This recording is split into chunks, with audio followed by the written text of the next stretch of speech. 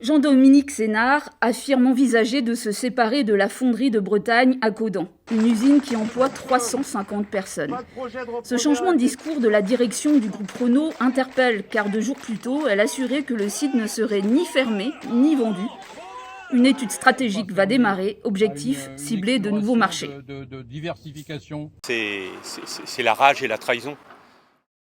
Le coup près tombe et il fait mal. Les salariés sont abasourdis. Nokia décide de mener un plan social drastique en France. Au total, 1233 postes vont être supprimés, soit 1/3 des effectifs. Le site de Nozay, dans l'Essonne, sera le plus touché, avec 831 postes concernés, mais celui de Lannion va être décimé, avec 402 emplois en moins. Plus de 7500 suppressions de postes d'ici fin 2022, dont 1025 au sein de la compagnie régionale Hop et la fermeture du site de Morlaix. Le plan de restructuration d'Air France est drastique. Il s'agit d'un énorme coup dur pour le bassin morlaisien, car 276 emplois vont y être sacrifiés, tonnent les salariés. Les élus locaux, eux, évoquent un dépeçage en règle.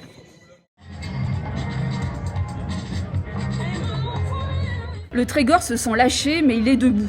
C'est uni par un fort sentiment de trahison que 3500 à 5000 personnes, salariés, élus et citoyens, se rassemblent dans le centre-ville de Lannion pour dire non au plan social annoncé par Nokia. Une démonstration de force avant 2 réunions avec la direction et une nouvelle manifestation, cette fois à Paris.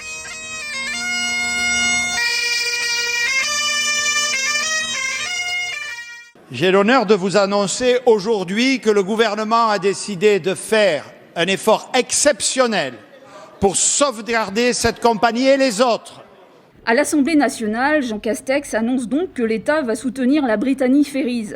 Une première aide de 15 millions d'euros va lui être accordée. Une première aide qui va nécessairement en appeler d'autres, car la compagnie Roscovite se trouve dans une situation catastrophique. À Quimper, un débat de qualité clôt la polémique née de la volonté d'Amazon de s'implanter à Briec. Le vote se révèle favorable aux géants du e-commerce, mais Isabelle Assy, présidente de QBO, redit qu'il ne s'agit pas d'un blanc-seing.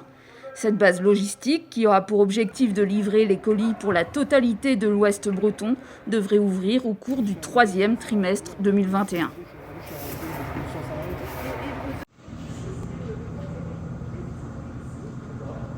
C'est un bateau-usine qui a de quoi faire tourner les têtes par ses dimensions impressionnantes.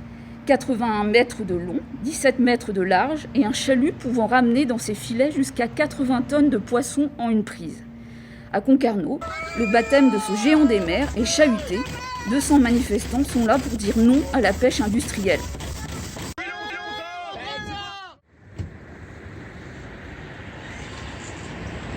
Après d'âpres négociations, Nokia annonce finalement la réduction significative de son projet de plan social.